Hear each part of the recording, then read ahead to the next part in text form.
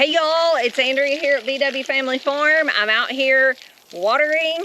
It is so hot and dry. We're having like an Indian summer here in Arkansas. We're in zone 7B, and so I'm watering. We have got some work to do today. I want to take you guys along. We're going to be working in the new greenhouse. I'm going to show you how that ground has just laid fallow for pretty much an entire gardening season. And I'm going to show you what we're going to do to prepare it and get it going again, especially now that we have put a high tunnel up. I'm going to kind of walk you through the steps, and I've already done part of it, so this video is going to show you the end result as well of what I'm about to do, because I've already done this once. So let's get busy.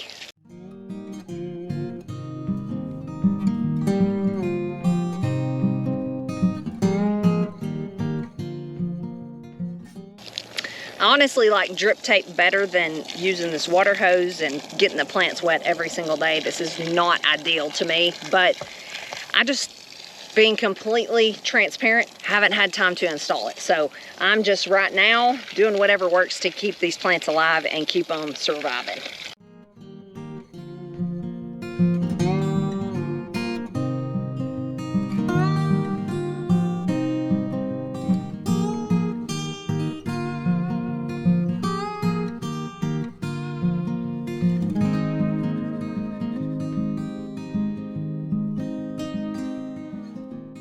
So not only is it dry, you can see some holes in some of these leaves, and that's just the point we're at in the season here. You're gonna have to keep a watch on that. That's just pests just love brassicas and everything in the brassica family. Anything that you're probably planting for fall, bugs like.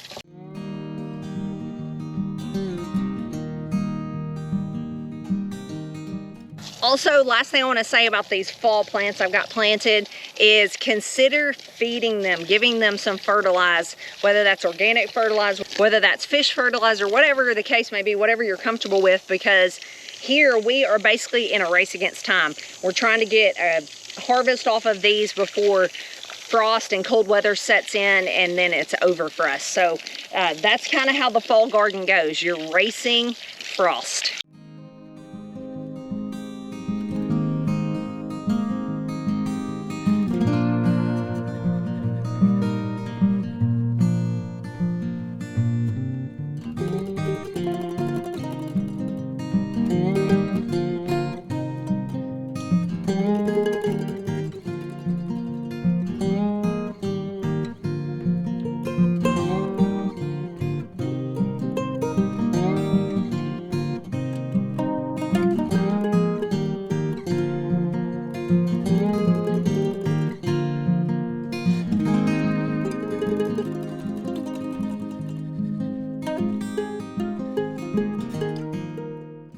So this is a real life look at my green stalk, and you can see it's not perfectly manicured like you see sometimes on Facebook and Instagram posts. This is just literally me coming out here and raw footage of what it looks like. I've got some strawberry plants that are dead and dying that I need to clean out of here, and I've got some that are still alive.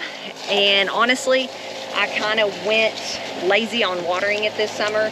That's why the strawberry plants are suffering. And I'm sorry, the greenhouse fan's in the background, but it is necessary right now.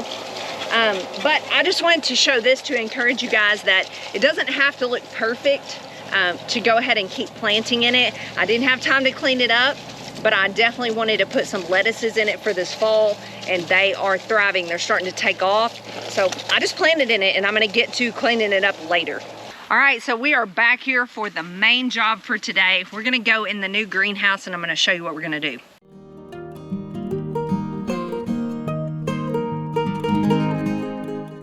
So you can see this is covered in ground cover. And the reason is because it was getting grassy in here. This has not been worked up or really much done to it while we were building this greenhouse. So I wound up, we toyed around with the idea of ground cover in here, but I'm not 100% positive, but I'm thinking I want to take a different approach in here. I'm thinking I want to do more of a back to Eden style, maybe a little modified just from things that I found that work around here.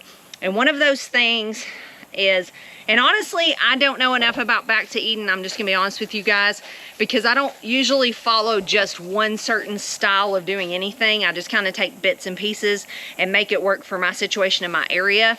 But one of those things we are going to do because it works, and the Mindful Farmer is who really encouraged me to do this, Sean over at the Mindful Farmer, is tarping. And so that's what I've done in here. I've put down tarps, and you can see I do have some ground cover over on the sides. That's because that was the beginning of us laying down the ground fabric or ground cover or rubber mulch or whatever you want to call it.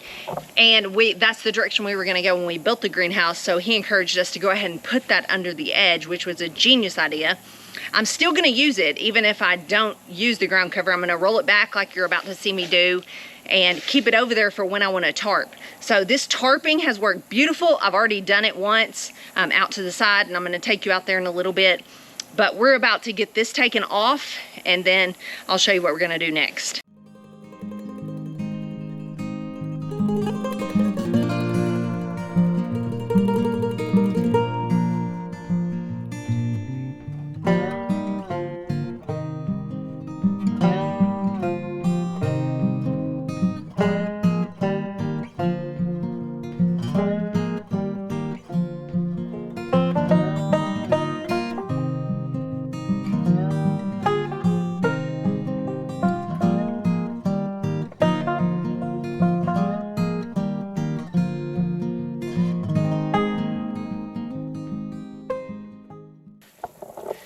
So you can obviously see how this works. It's a black tarp that generates a lot of heat with the sun coming down on it, and it kills everything underneath it. It kills out the grass better than anything I have found yet. Gets the ground ready for planting. So I'm gonna put these up because I'm gonna be using these in the spring as well.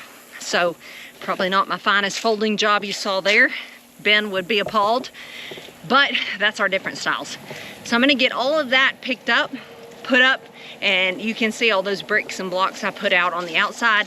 That's because I'm not going to carry those very far, because I'm going to be using those again in the early spring, and I don't want to put them up just to get them back out. We're not going to be mowing hardly anymore, so they're not going to hurt anything sitting there, in my opinion.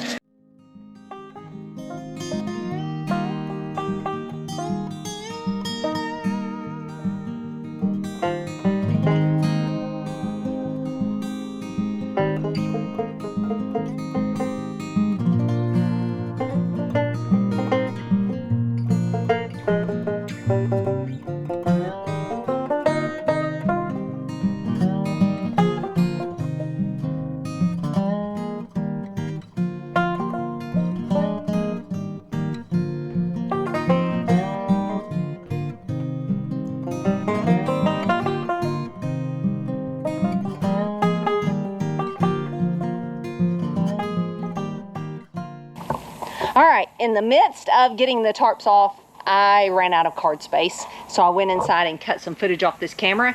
Took a little break because it is hot out here. It's gonna be in the 90s this week, upper 90s. And so, but you can see I've got it all uncovered.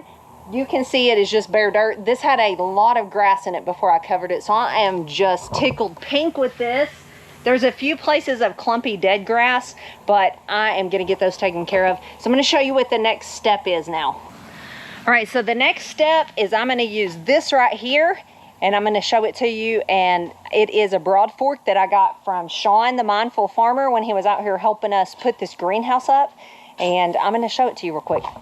So Sean designed these. This is his smaller one. I believe this is called the Finesse, and I honestly have never Broadforked before. Until 2 weeks ago, I Broadforked an entire area, and it was a flat out workout, but it worked great. I'm gonna show you that at the end of the video. But after that day of seeing how it transformed that space, and it just sold me on it. So I'm gonna be using this today in this greenhouse. I'm gonna show you how I'm gonna do it, but keep in mind, I'm new to Broadforking.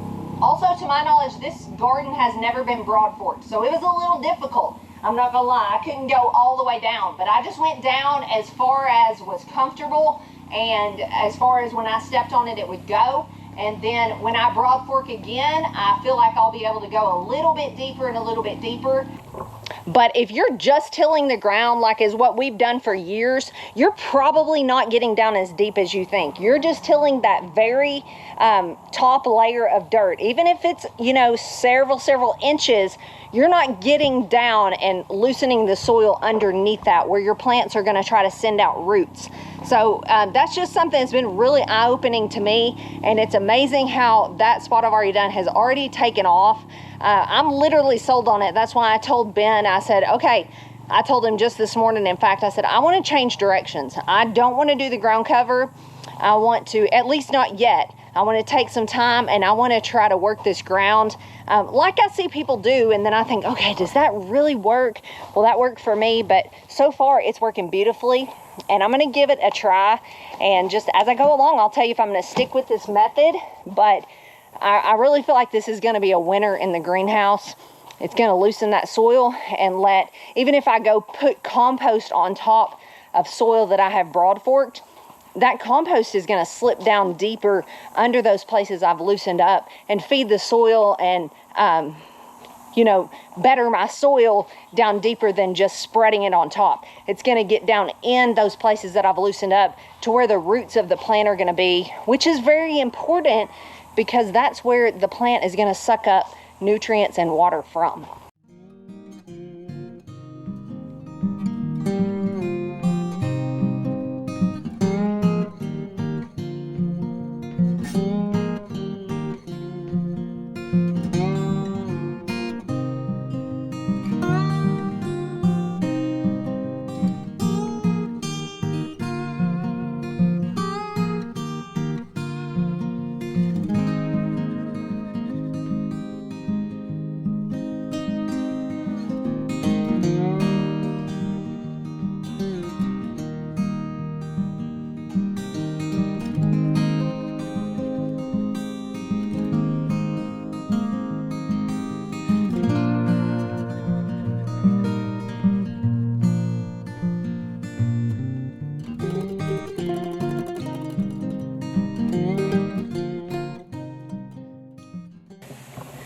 All right, y'all, this is a workout, but I want to show you what this is looking like, what this is actually doing. So let me give you a close-up. So you can see down here, this ground has not been worked, and this right next to it has. And I want you to just look how this is loose, like even way down in here, and even deeper if I could get my hand down in there. And then this is not loose really at all. This is just barely the top, and you can see I'm scraping. And this is just really loosened up. When I come in and plant this cover crop, it's going to have no trouble sinking down in some of these spots and kind of planting itself, as well as water can get down in there more easily, as well as look how good this dirt looks down in there, the soil, as opposed to over here. It's just kind of packed and hard and dry looking. And it's really good looking soil under here. Of course, this has been a garden for years. We've done work on this. It's been on a break for a bit, but this is good soil. It just needs some TLC. All right, y'all, Ben is out here pressure washing the hay mower, so it's a bit loud, but I just wanted to show you the progress I've made. I had to stop and go to town and mail some meat and honey, but I'm back. I probably did about 1/4 of this hoop house before I left, and I'm gonna try to get the rest done. I've already done some. Let me show you what it looks like. Again, sorry for the noise, but work goes on. But I did this was about 1/4 of the bed before I left. And now you can see I've done 2 passes down on that side and probably about 2 passes down there. All I've got left is this part in the middle. I've probably got, I'm guessing I've done probably not quite half. So I'm gonna keep working.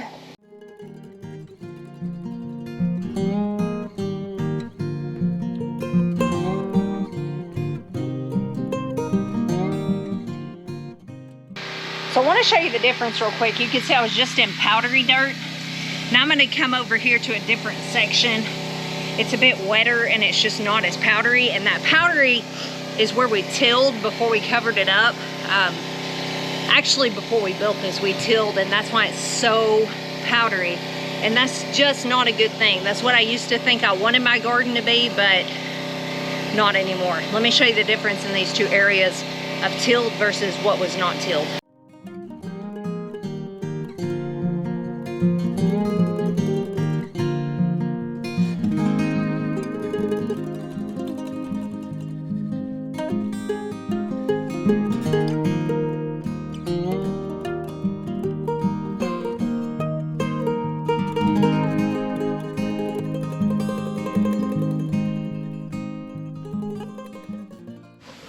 All right, so I'm going to show you guys something. So this whole area that's under this greenhouse or high tunnel or whatever you call it was tilled at the same time, but I immediately used some ground cover on the edges and pulled that back and covered up the edges. So the middle of this ground is what's been exposed. It would be like if you tilled and then it just sat out in the sun and it just was real fine and dusty, and you can just see how dry it is. And then these outside edges, I pulled the ground cover over, and they've been under there, they've been moist, and the ground looks really good. It's a vast difference. And I want you to see how the middle is kind of like the texture of freshly tilled ground, whereas the outsides are completely different texture. So I just want you to notice how the Broadfork does.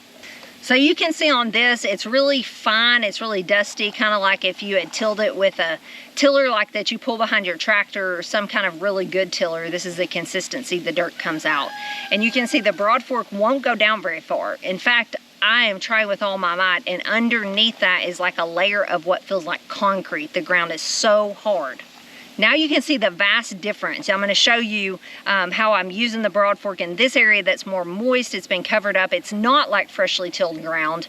And you can see my Broadfork just sinks down in there better and is able to break the ground up. So the advantage to this is of the not freshly tilled ground. So in reality, I would think in the future it would be kind of all like this if I'm not tilling it and tilling it and tilling it, that the Broadfork can go down deeper. Therefore, it can pull up the soil better. I'm not hitting like a hard pan. And therefore, roots can get down deeper, your seeds can get down in there and germinate, light can get down there, water can get down there. When you cover it with compost, that can get down in there. It's just, it's really been eye-opening to me. So I have successfully Broadforked this entire back garden, which is about 50 by about 100. It's basically taken me 2 about afternoons, I guess you could say, and it's been a lot of work, but I love the results. I'm going to take you over now and show you where we planted before, and I'm also going to show you, Ben is in there planting right now. I'm going to show you what he's planting. All right, so I'm going to take you in here. Ben is finishing the planting, and we are kind of using up some seeds that we already had. But if I was going to order seeds, my #1 recommendation for a cover crop like this, where you're trying to break up your soil and build soil, would be the tillage radish. But we don't have any of that. I can't remember, we might have planted some over there, but we don't have any now. So Ben is out here just seeding with the good old hand seeder, literally by hand. And is that the African forage cabbage? Yep. Yeah.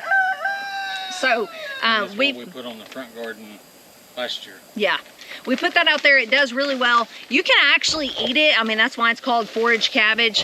It's something you might even see out growing, and you can go out and forage for it and eat it just like cabbage. It's not going to grow a head of cabbage or anything like that. It's going to be like little leaves, but it does a really good soil building job and cover crop. And basically we're trying to do several things here with loosening soil, soil building, cover crop, because if you don't cover the ground with something, it's going to cover itself. Just like it has really started to grow grass. That's why I had to tarp it. In that little amount of time from putting the greenhouse up to now, it has started to grow grass. So that's what we're out here doing, about to finish this up. But I do want to take you over here before I hop off here and show you what I did. It has been 2.5 weeks ago. I Broadforked this other half of the garden, and then Lane seeded it for me with all kinds of stuff, and look how beautiful it looks. There's a few bare spots you can see right back there, but that is because he was just using his hand also. Our seeder's not working. I think it got broke or something.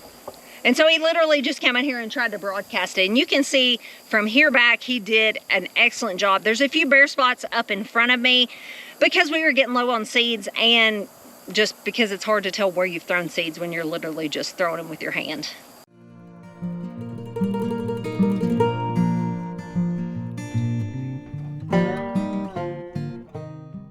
So I'm pretty impressed. That is 2 weeks and 2 days that we did that and spread all that, and how much growth is there. So I will keep you posted on this. I'll keep you posted on how the broadforking goes. I'm just trying to get everything ready for like fall and winter so that next year I can just go with it when it's time to plant. And I might even plant some in here, you know, late winter, early spring, and get a jump on things that I can't put outside. But for now, I'm just trying to cover the ground and take care of it in here, because that's what we got it for. So I don't want to just let it sit here with nothing all winter. I thank you guys for joining me, and I will see you on the next one. I encourage you, subscribe if you haven't, hit that button down below, and hit the notification bell so you can be notified when we post. We appreciate every single person that watches our videos. You guys are literally what keeps us going and keeps us posting, so thank you. See you later, and God bless.